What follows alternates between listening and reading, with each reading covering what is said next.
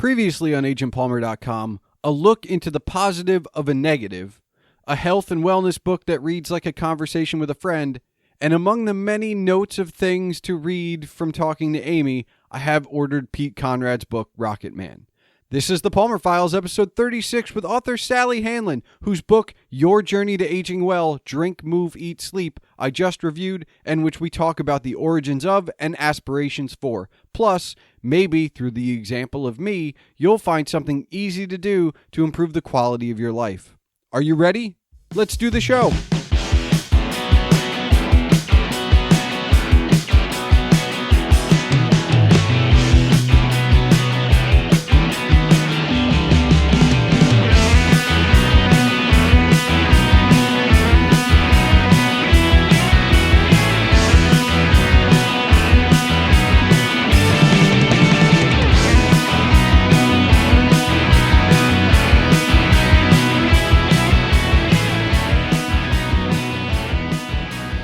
Hello and welcome to the Palmer Files. I'm your host, Jason Stershik, also known as Agent Palmer, and on this 36th episode is Sally Handlon, whose book, Your Journey to Aging Well, Drink, Move, Eat, Sleep, I recently reviewed, and we will talk about that during our conversation.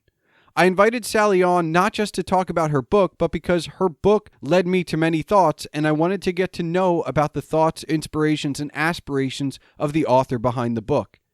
Sally has successfully run Handlon Business Resources, and we talk about what being an author means, how running a business that helps businesses has helped along the way, and of course, we talk about health and wellness. We do generally discuss certain topics, and I use myself as an example when it comes to certain specific things. But take from it not that everything works for everyone. There is no universal panacea, but at least personally speaking, I can always make attempts to do better. Before we get going, remember that if you want to discuss the episode as you listen or afterwards, you can tweet me at Agent Palmer, the show at the Palmer Files, and since Sally's not on Twitter, I'll be happy to pass anything along. You can visit her website, bodyconstruction.me, for additional resources to her book and health and wellness blog posts. Plus, don't forget you can see all of my writings and rantings, including my review of Sally's book, Your Journey to Aging Well, on agentpalmer.com. And of course, email can be sent to the show at thepalmerfiles@gmail.com. So without further ado, let's attempt to better ourselves.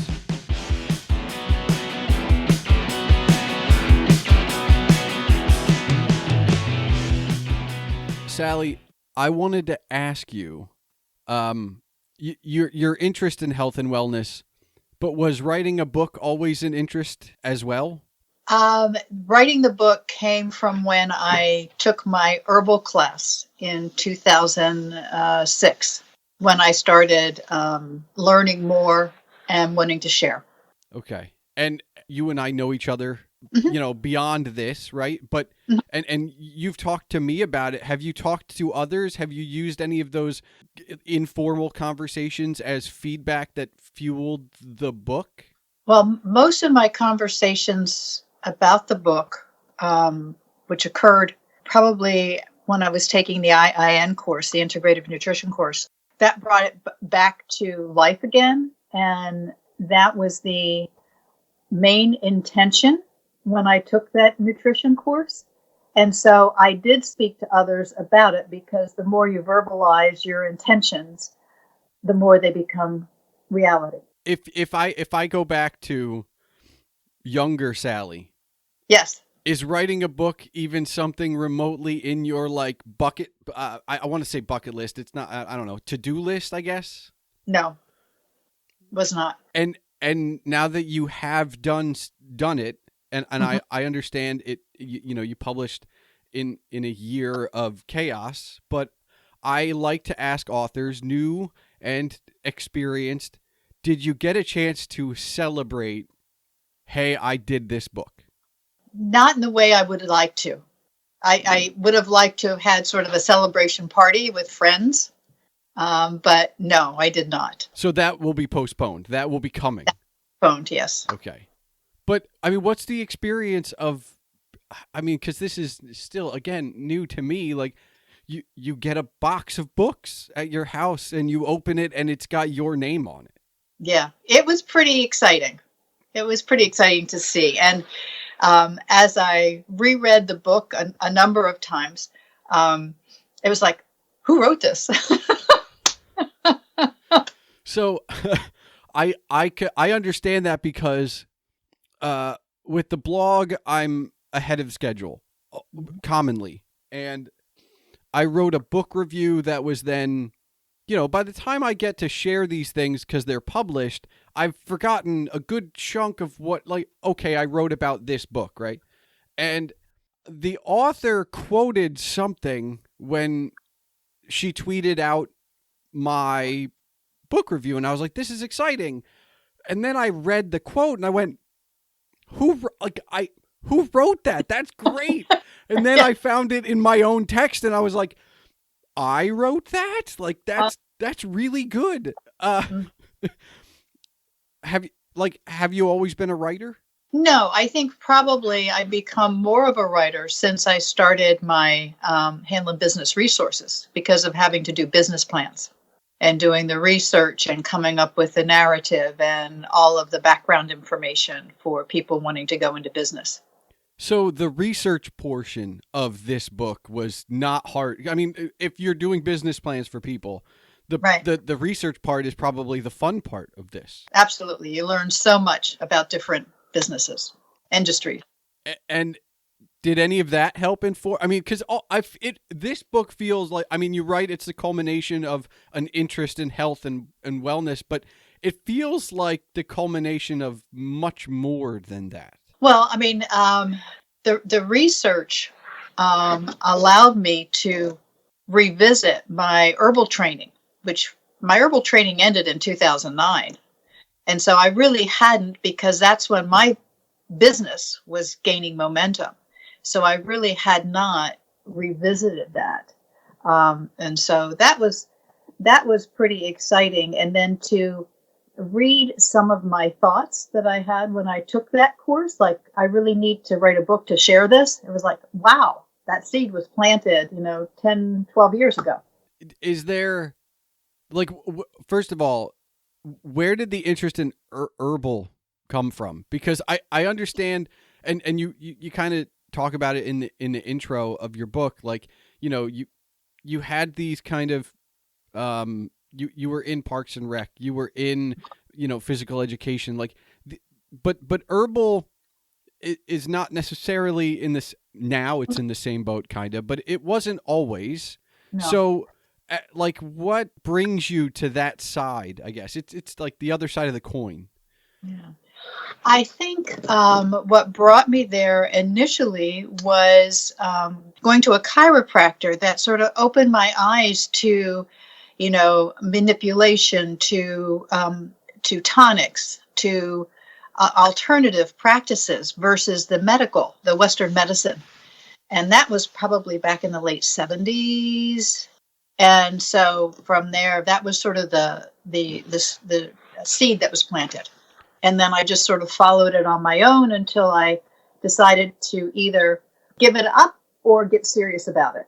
And I decided to get serious about it. And that was at a time when my parents were in their sort of last years, and my mother in particular was subject to a whole lot of medications. And I just saw the havoc it played with her life. And I decided then and there, I need to know more because I'm not living like this. So I'm not a medical Luddite. I guess I want to make that statement clear first, but I'm not a pill popper. Mm-hmm. I'm very much, I don't know what I am actually, but I just know I haven't been to a doctor in probably too long. I mean, that I know is overdue, but I'm also not I have a cold, take some cold medicine. I'm still, and it's not inherently Jewish, I will say, but I'm still I have a cold. All right, chicken soup forever.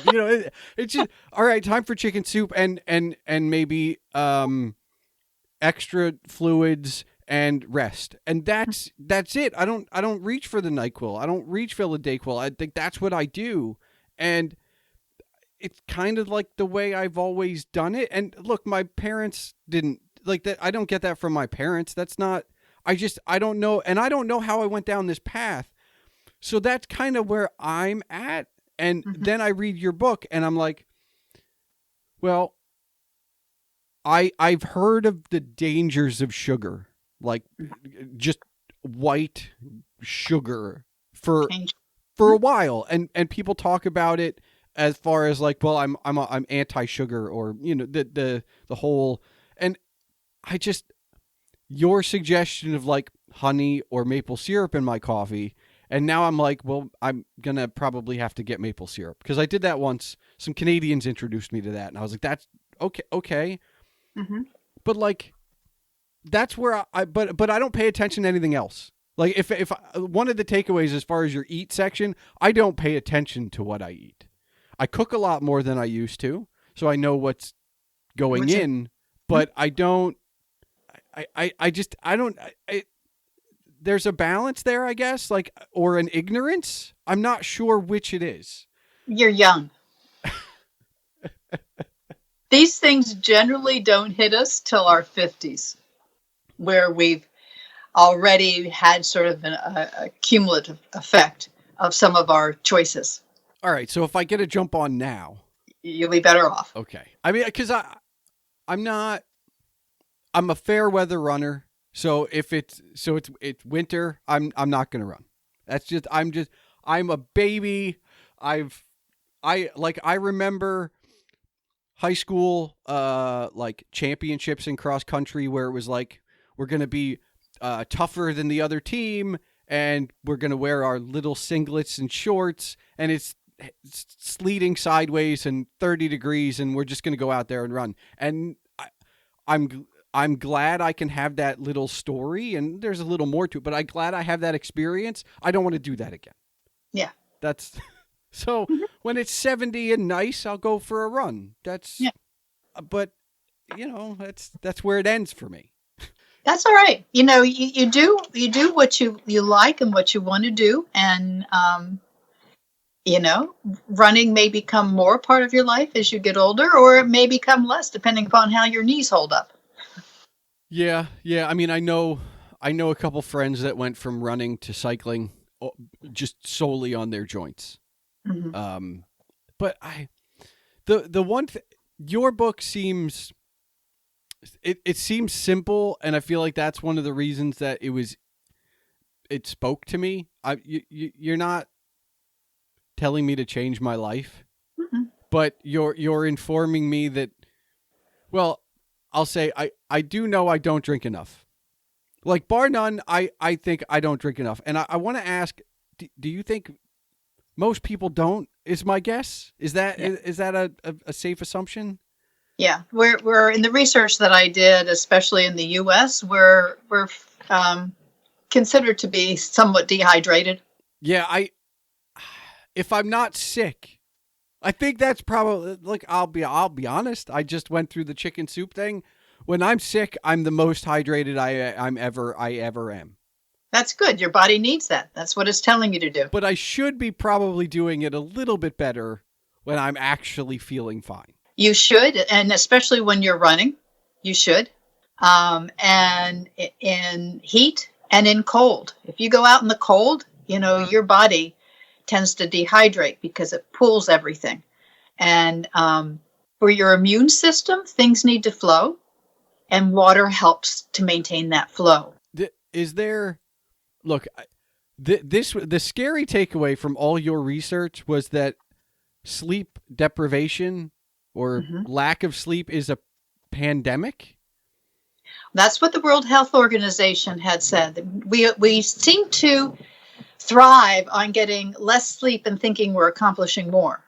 I'm speechless now when you say that as when I read it, because I was just like, it's such a and this is definitely a Western philosophy, right? But like, it's such a badge of honor. Like, well, I only need 4 hours to sleep. I only need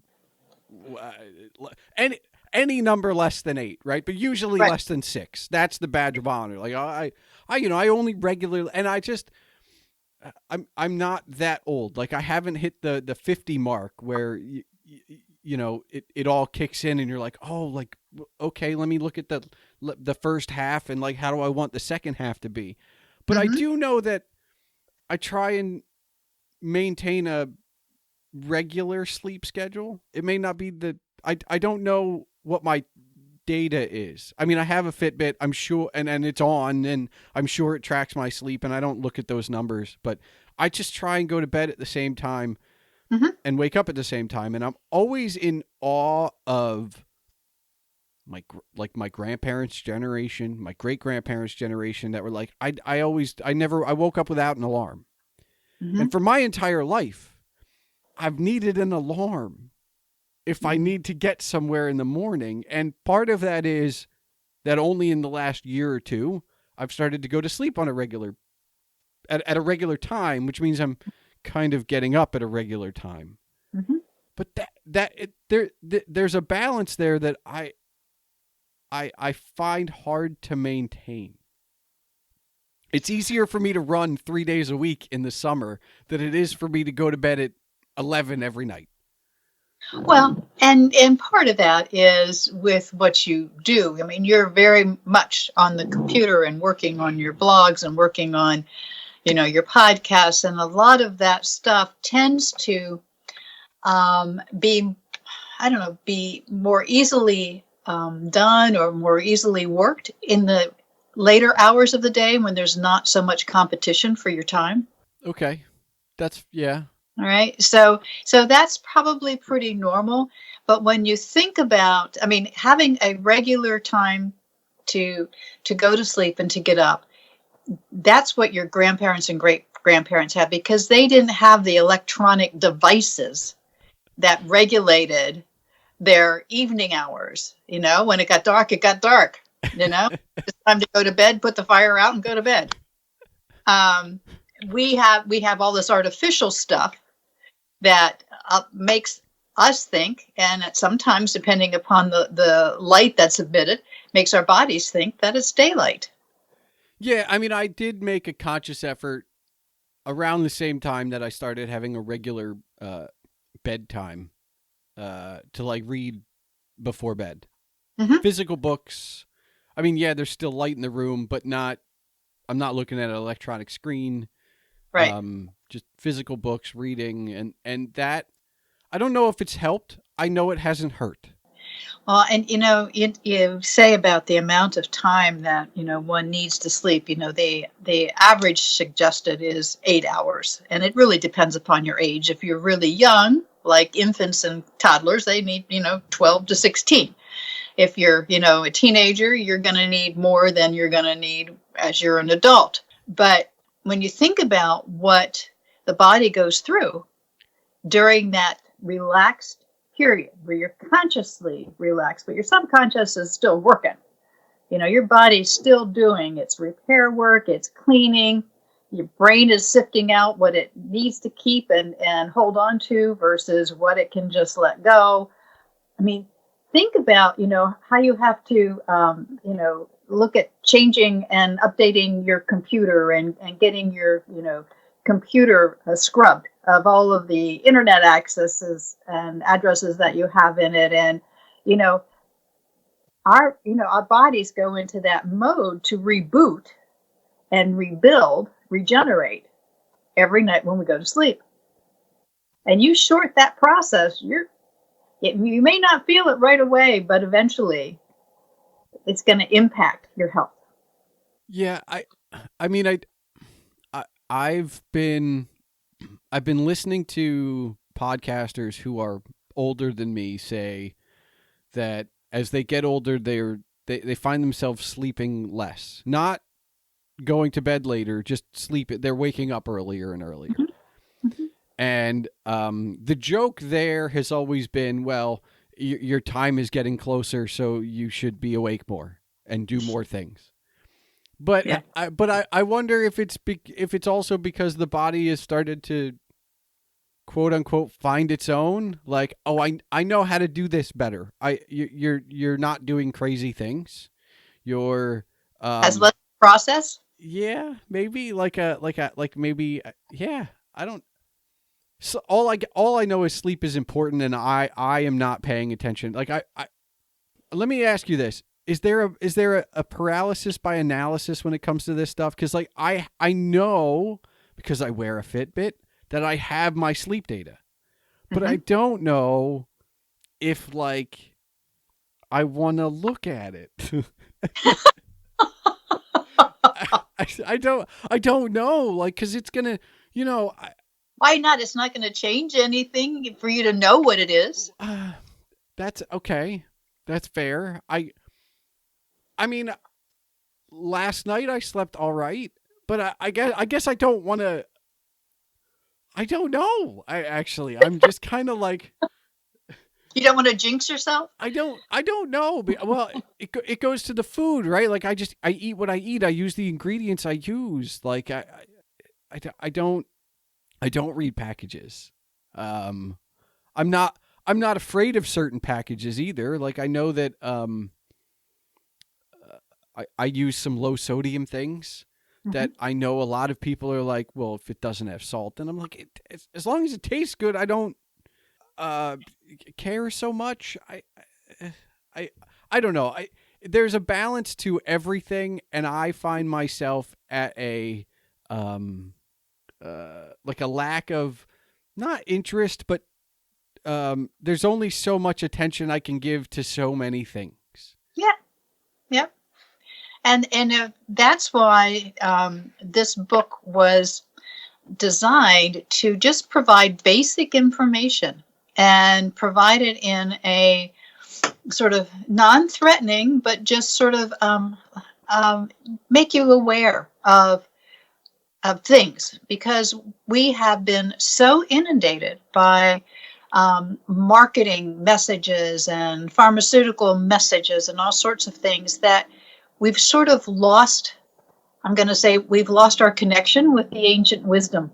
Yeah, I could see that, because I feel like more people are going to be able to quote whatever, I don't know, anti-anxiety or ED pill ad before they'll be able to quote a doctor, right? Because it's in your face. It's on YouTube. It's on TV. It's on all of your things. Well, and people will go into the doctor suggesting that's what they need, rather than letting the doctor do the evaluation. Well, that my brain doesn't go there. Like, I'm sure that exists, but like my brain is like, well, I didn't go to school. Like, I can tell you, like, I mean, I like to use the garage metaphor. Like, I can walk into or I can take my car to a garage and say, like, this wheel is flat. But I'm not going to be like, I think it's because there's a slow leak. Like, that's you are the person who's going to fix it. You also can diagnose the problem. Walking into a doctor's office with a diagnosis already is like, scary. It's the reason I laugh so hard at all of the sitcoms where they're like, WebMD is hilarious because if you go on there long enough, all of your symptoms will equal death. Oh, yeah. Well, the minute we were born, we're starting to die. So, it's just a matter of what quality of life do we have in between those two events. I want to ask, it's not like an age thing, but like you were, are there any pieces of this book and your interest in herbs and health and wellness that stem from the 70s and yeah and like the 60s and like some, because when I read your book, and I don't think hippie, right, but I think of the 60s because it was the last time where organic, or maybe it's the first time where organic was huge and it was important. Well, organic became sort of second fiddle because manufactured foods and manufactured processes, industrial farming, that all started in the late 50s, 60s, into the 70s. If you read some of Rodale Institute's information, that even as early as the 40s, J.I. Rodale realized that our soil no longer had all the nutritional value that it once had because of the industrial processes and the mono plant fields that there were, that we just didn't rotate. We didn't use organic, fertilizers and things like that. We used chemicals and processes to up the production levels, but it was doing that at the expense of the quality of the nutritional value. So that was happening, in the 50s and the 60s. And from my experience in the 60s, now I was a teenager in the 60s. I graduated from high school in 68, went to college. There was always, probably from age 16 on, there was always a concern about weight, even though I was an athlete. You didn't want to gain weight. You didn't want to make yourself something that was not attractive to the magazine look of women. And so then I hit college and I got the freshman 40, 50 pounds because at the cafeterias, you could have all the whole chocolate milk you wanted. You could have as many desserts as you wanted. And I love those butterscotch brownies. And of course, I was doing like 2 to 3 sports a year in college. So I was always hungry. And then, so then that sort of started my roller coaster or yo-yo work with my body and my life. And I was constantly on some kind of diet or doing something, and nothing lasted. So, part of that personal experience got blended into what I later learned in life. I've been fortunate with my genetics to have a metabolism that in my mid to late 30s, I don't know where mid and late end up, right? But I'm in toward I'm closer to 40 than I am 30. And I've been lucky enough that I don't have to pay attention, but my father, who clearly I have his metabolism, keeps telling me one day you're going to hit the wall. And so I'm slowly like going out to eat less, right? Mm-hmm. And I'm eating, maybe I'm still eating some processed foods, but I'm cooking my own more often. And a lot of that has to do with being home. I mean, we're all home more now than ever before, but and part of it's to do with the fact that I enjoy cooking. But I've never been like and again, and I feel bad for you in this way. Like, I feel like it's a gender thing too. Yeah. If you were a man going through that same time period, there's a chance you don't yo-yo. Maybe you'll want to lose a little weight, but like you don't yo-yo from I'm going to take a guess here, from fad diet to fad diet.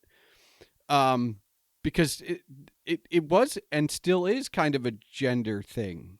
Mm-hmm. Yeah. But the good news is it's changing now, or I'd like to think it's changing now. It hasn't totally. There's still a lot of young women who are just still striving for that. What I'm going to say, when they airbrush. Okay. Pictures. We're all striving for that airbrush look, and nobody has it. No. But no, you don't know that as a young teen growing up. Is there a part of you that wishes you had taken this path sooner? Yes, there is. As a matter of fact, if I had been younger when I finally got into this routine, I think I probably would have gone to school to be a naturopathic doctor. I really am amazed and in wonder at all of the things that we have in this Garden of Eden on Earth that can help us that we're just not aware of. And there's so many opportunities that our bodies try to communicate with us that we just don't listen.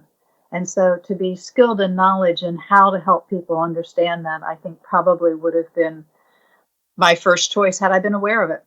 I mean, obviously you don't regret the path you've taken. I mean, it got you to where you are, but that's, I mean, you're going to take what you've got and what you've learned and all your experiences and use that going forward. Mm-hmm. So this isn't retirement necessarily, because there's still work to be. You're not going to be sitting on a beach. You're not going to be reading books every day. But like, is this what you're going to do from here on out? I think, Jason, it's going to be a combination. I really love my business side, where I'm helping businesses, get financing or helping them get certified, especially women-owned businesses, or just helping them by supporting them through special projects. So I like that. But what I am not doing on that side anymore is I'm not doing any promotion. I'm not beating the bushes for clients. If I get referrals, that's fine, and I'd rather work with the clients I already have, or if somebody has referred me through a past client, that's fine. But I'm trying to sort of balance those two, because that is sort of, they're both stimulating, but in different ways.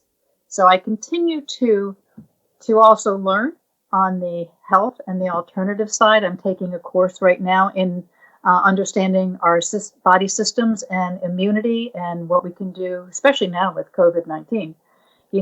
Our bodies have got to be in the best possible shape with their immunity as possible. And as we age, our bodies start to wear down. And immunity is one of those areas that may not be as sharp in my 70s as it was in my 50s. Yeah, I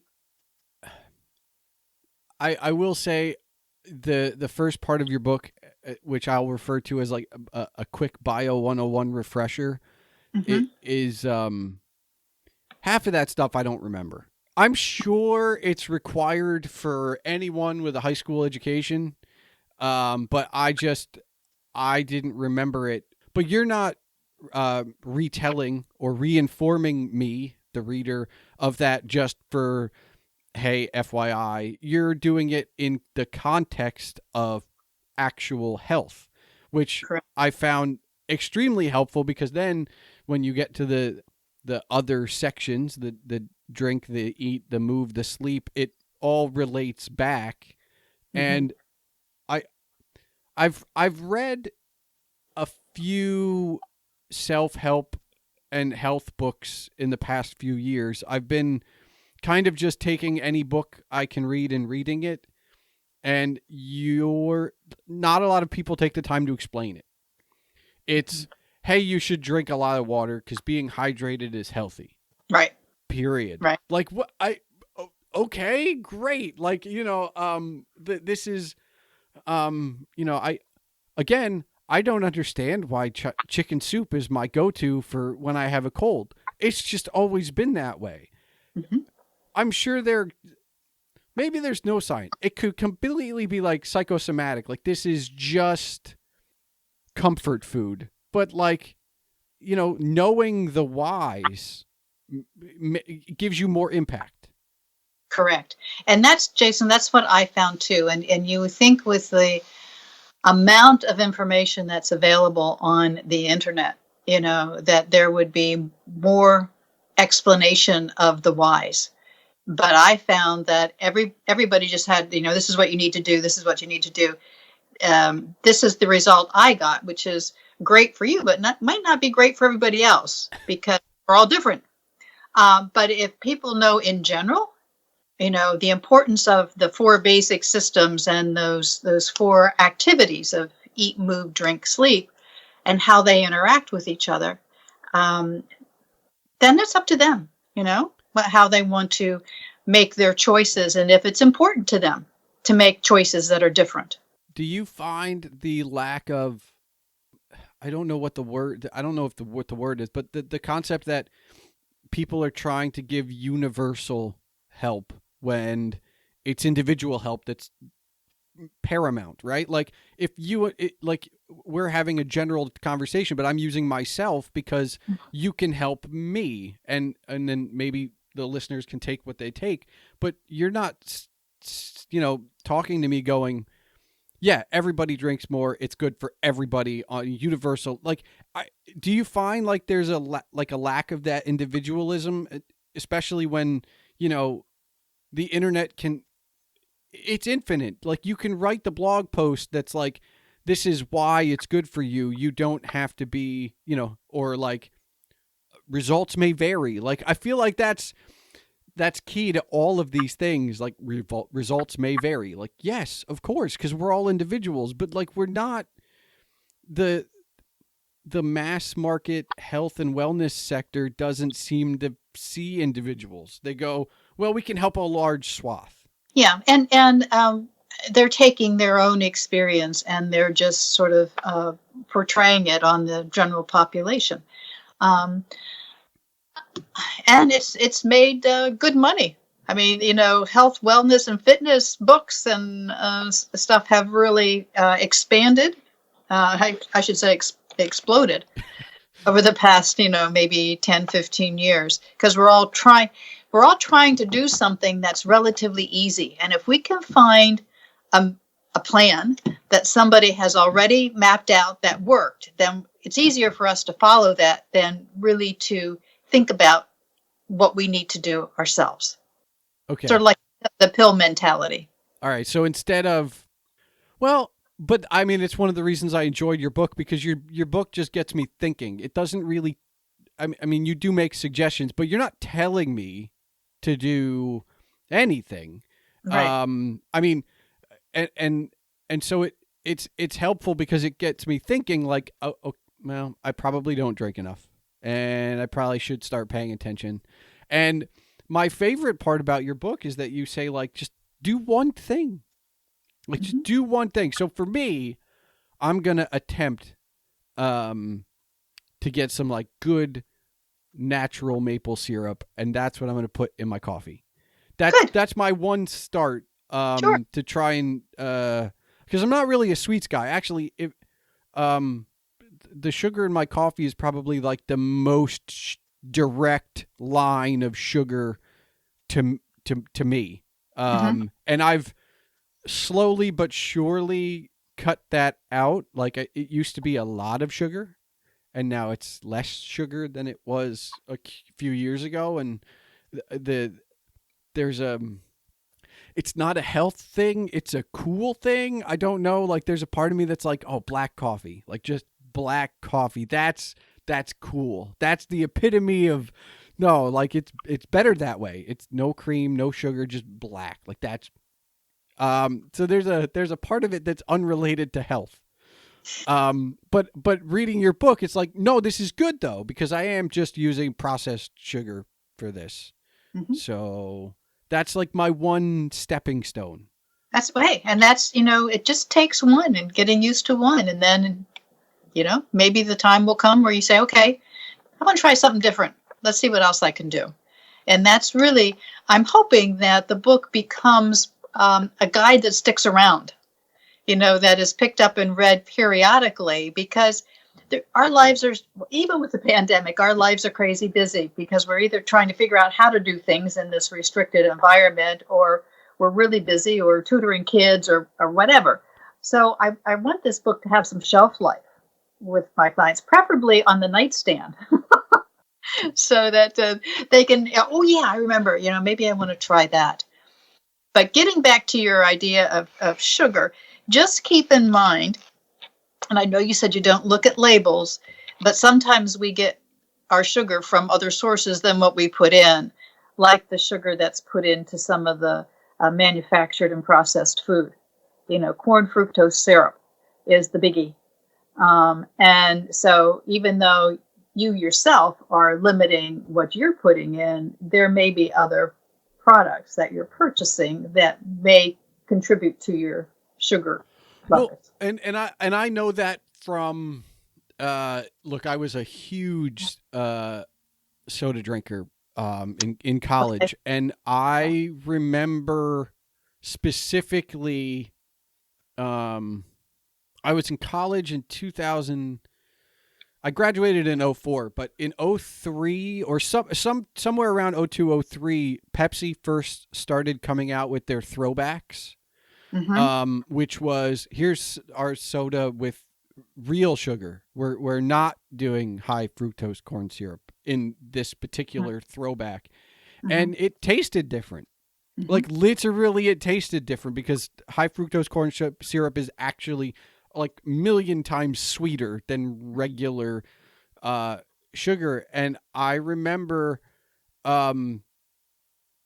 we all ran out because we were curious. Like the marketing worked on us at the time. But it was also like, well, if this is real sugar, what are we drinking? Like, I remember that being not in a health class. This was just socially. It was like, well, if this is soda with real sugar, what are we drinking in the other stuff? Yeah, the chemical sugar. So I know that is a big portion of this. I also know because you have heard about the no sugar diet, and which again it goes to the moderation. Like I feel like then now you're reading labels and you're like, oh, there's sugar in there's high fructose corn syrup in this, I'm out. But like I've heard horror stories of like, well, now I have to change everything I eat because everything had some kind of processed sugar. And it's like part of it is a time thing. Like I am involved in all these other things. I don't have time to spend 5 hours in a grocery store. And I know you talk about this, like it gets easier, you get used to it, but, and you can do it online, but I feel like sugar is the current fad. Whereas like I go back like 5 years and it was, eggs. Well, eggs are questionable every 5 to 10 years anyway, good or bad. And then their MSG was absolutely horrible for you. And then it was not quite as bad. And I feel like sugar's kind of, look, there's always something, right? Like, and is it just the big bad health, machine, so to speak, the corporate health machine? That's like, well, we need to find a villain every so often to keep them to sell more books. I think no, I don't think it has been done intentionally. I was talking to someone who worked for General Foods and in the cereal division, and they were just trying to make a product that tasted good and people liked it and would buy it. It wasn't done with any underlying intent to hurt people. Okay. It was more just, we want something that people will like. So, in today's age, though, I would think and I would hope that our food manufacturers, our food processors would be a little bit more in tune with healthy lives, healthy products, because almost all of the chronic diseases that we're faced with today are really accumulation of lifestyle choices, whether it's diabetes, heart disease, cancer. All those things have their basis in keeping our systems too overly inflamed and never letting us sort of de-stress. And, over time, it just wears us out. So I would hope that they become more health conscious in some of the ways they're doing things. See, and when you talk about de-stressing, like the largest takeaway from your book was I have to start practicing deep breathing.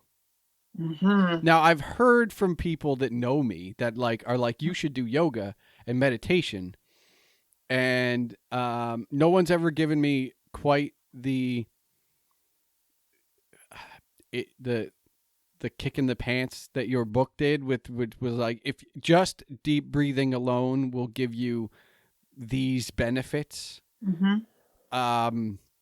I just have to treat it like reading. Like I turned myself into a reader over the past 5 years by being like, I'm going to read one chapter a day right before bed. That's That's where it started. And while I don't read I don't read 365 chapters a year, maybe more, maybe less, but I don't read one chapter a night right before bed. Sometimes I miss out. Sometimes I read two. Sometimes I go a couple days without it. Like, it's not 100% universal, but I made an effort to, and now I read on the regular. Let's say I went from not to regular, maybe not daily, but regular. And I feel like I need to take that same approach with the deep breathing. Like, I just have to just make the decision to make it a priority. And I've turned into a look, I'm a cynical person by nature, but one of the things that I've learned is I'm not a guy who can start a New Year's resolution. I'm not a guy who can say, wait until Monday, I'll start that. If I make it a priority and it happens to be a Wednesday, then I'm starting tomorrow. Like, there's no, I'm not like a big birthday guy either. Like, there's plenty of things we have to mark the passage of time. So if I'm going to start deep breathing, like when I figure out a way to make it fit, and I figure out a way to like I just need this amount of time, like I'm starting that tomorrow. Why wait? Like, why? Yeah. One thing you may want to consider is to do your deep breathing after you finish your chapter at night. Okay. Is it gonna help with the sleep too? Like, am I gonna get an added benefit now? Yes. Okay. It's going to sort of calm your whole system. It's going to, push out gases that are in your system that when we do shallow breathing don't totally get out. And, all you need to do is 5 deep breaths. I mean, I went to a seminar that was done by, and I'm going to forget his name, but he's well known in the alternative field. And he just suggested that you deep breathe by counting to 5. So you breathe into 5, you hold to the count of 7, and then exhale to the count of 10. Okay, so 5, 7, 10. Okay. Yeah, 5, 7, 10. Just do that 5 times. And it's going to help your body start to relax. I might need to start just making time to do that in the middle of the day. Well, and it also helps if you're having a bad day or you're having an angry moment or something to do the deep breathing. You don't have to do it 5 times, but just a couple times will help just sort of bring things back down into perspective. So my brain immediately jumps back to the sleep conversation, because while we get to say that I wear this as a badge of honor, like I only slept 4 hours last night and look at all the things I've got. There's also a part that's like, I'm super stressed. Look at these 15 things I did today. And we have now prioritized the state at which we get things done over actually getting them done. Like, yes, I was calm and I wrote 4 blog posts. I was super stressed and I wrote 4 blog posts. The super stressed one is the one I'm likely to tell people about. I'm not likely to be like, oh, I was super calm and chill and I just wrote these 4. I'm never going to use that. But like in certain conversations, I'm just, yeah, no, I was super stressed. I just knocked out all 4. Like, just, I don't know. There's something about, and maybe it's because we know it's inherently bad. It's much easier for us to share bad than it is to share good. I don't know what that human nature is about. Maybe one of our listeners can shed some light on that. But it's much easier for us to share something that's negative or bad than it is for us to say something good or say something that worked well. That's gonna fester for a bit. I'm gonna think about that one, because I'm immediately thinking of the last 5 conversations I've had with friends, and it's problems at work. It's I didn't sleep last night. I'm not feeling well. I'm not in it. Nobody calls me in a panic to tell me that like so and so made me a cake. Like, I don't, you know what I mean? Like, oh my God, like it's, you don't, you don't finish a great movie and call somebody. Maybe you do, but for the most part, like, we really, really go out of our way to share the negative, the bad, the whatever. Misery loves company. Okay. Yeah.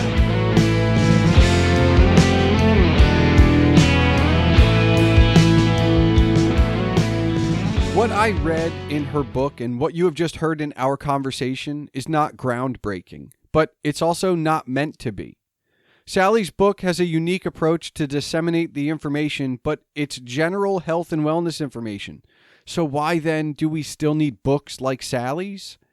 Because someone should tell us the things we need to know, especially if we've forgotten that information before. And if that information is communicated in a way that allows you to think and you to connect the dots for yourself into an actionable item, then all the better. It's not ego. It's human nature that we prefer to do things that we think of ourselves as opposed to just doing what we're told.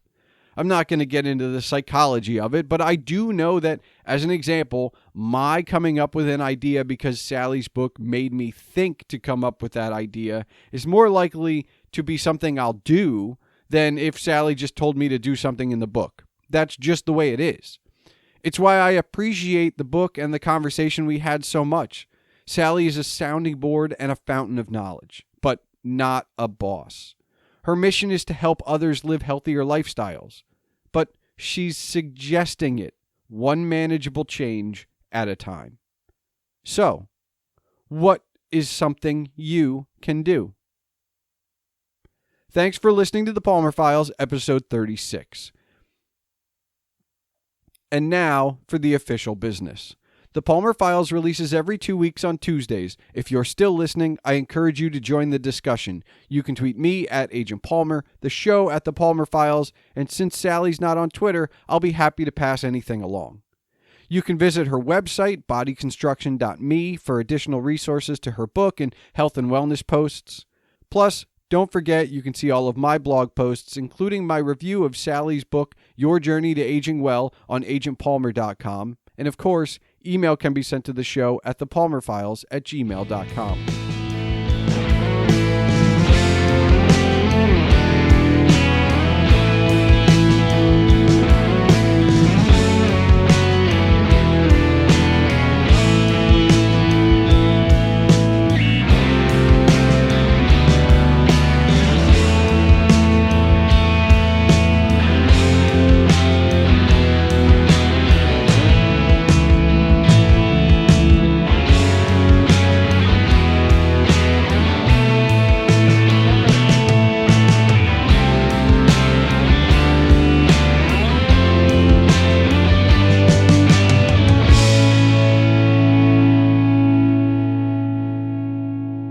All right, Sally, do you have one final question for me? Well, one thing that comes to mind for me is the variety in your podcasts. You know, how do you go about gaining that variety? When I think of a lot of podcasts, and this is a new area for me, it seems that people have a sort of a singular focus. They want their podcast to be focused on this. I created the podcast to be like my blog, which was going to be my interests are wide and varied, and I didn't want to pigeonhole myself. Now, I will say, I've done some consulting for people, starting out or thinking about starting out on their own podcast. And the number one thing I say is if you want to be, the easier way to be successful is to pick a subject, a genre, a topic, a whatever. If you want to do if you want to do a show about Thundercats and just focus and do, there's like 200 episodes of that show, and then there's a reboot and et cetera, et cetera. So if you want to just do one episode about Thundercats every time, we'd like just watch an episode and talk about it, you will find an audience because that topic already has an audience. Okay. I didn't want to get bored. That's why my blog is all over the place. It's why, I review every book I read. And if something occurs to me, I'll write it down and I'll put it out. And for the podcast, it was kind of the same. Like, I wasn't trying to be a success. I wasn't trying to be an overnight hit. And I wasn't trying to, or I'm not trying, shouldn't say wasn't. Like, right now, I'm not trying. I'm just trying to share my interests with the world, because I know there are people out there that share similar interests. They may not overlap on everything. Like, you're right, I've had a lot of people on. If I just take the authors I've had on, I've covered biography, self-help in philosophy, and self-help in wellness, and fiction and science. Like, I've had a lot of diversity. Not a lot of people enjoy all of those things. I happen to, but it'll cover enough. And then the secondary part is that when I was developing the idea for this show, I was always looking at Mark Maron as, like, I really enjoy the way he does what he does. And one of the things I noticed in talking to some of my friends was, hey, did you listen to so-and-so on Maron? No, I wasn't interested. And what I found was, listening to Maron's catalog, whether I knew the person or not, I was learning more from the people I didn't know. Mm-hmm. Like, yes, okay, he had on, Keith Richards, and that was a great conversation. But this no-name artist who I've never heard of has just as great a story. I just have to be open to it. So I'm kind of taking that approach where it's like, all right, so maybe not everybody's going to want to listen to this episode, and that's fine. But I want to have the conversation. Oh, perfect. I think that's admirable. Otherwise I wouldn't have gotten on your show. Well, and there's a lot of conversations I think people are, it's not that they're afraid to have, but we stay so in our lanes so often, that, like, a while ago I had on I've had on some people that have made me nervous. Some people that were either strangers or, like, I just thought, like, wow, they'll never say yes, and they do, right? Like, and I treat it as a challenge, because I don't know what I'm going to say. I don't know how I'm going to react. I know that I still get nervous. We've had coffee, right? Like, we've talked, we've socialized. I still get nervous when I hit record. It doesn't matter who it is. I'm always nervous, and I like that feeling, because Keeps you on your toes. It keeps me on my toes. It reminds me of cross country and track. Like, the thrill of competition. There's still some nerves there. There's always some nerves there. Like, right before the gun goes off, like, you try and keep an empty head, but I fell once in track starting an 800-meter race, and for the rest of my career went, don't fall, don't fall, don't fall, don't fall. Like, that's what was just in my head. So if I wasn't nervous before that, and I'm still nervous when I go to the starting line. Yeah. And when I hit record, that's the starting line. And it doesn't go away, but it makes you better. And if you just have the same conversation, if you just have the same type of guest, if you're just interviewing, like I like to interview, but conversations are the way to go. I think you get more out of it. Sure. It's more real. So that's kind of where I was going. Now, I don't know. I have a good audience. I don't think I have the biggest audience, but when you're doing it for yourself, it's just exciting. There's people that want to share it. You don't need the adoration of millions. That would scare me. Yeah, and that's more of an anchor, because then you really become more panicked at whether or not you can meet the expectations. That's possible. Although I think I learned from the blog in, like, you put it out there and some people are going to respond. Some people are just going to consume and not tell you anything. And living your life on the internet, social media, podcast, blog, YouTube, Twitch, you name the online channel and it is 100% shouting into the void. You get 1 million people, you get to hear a few more people shout back, but you're still shouting into that void. And if you don't put it out there, you won't get anything back.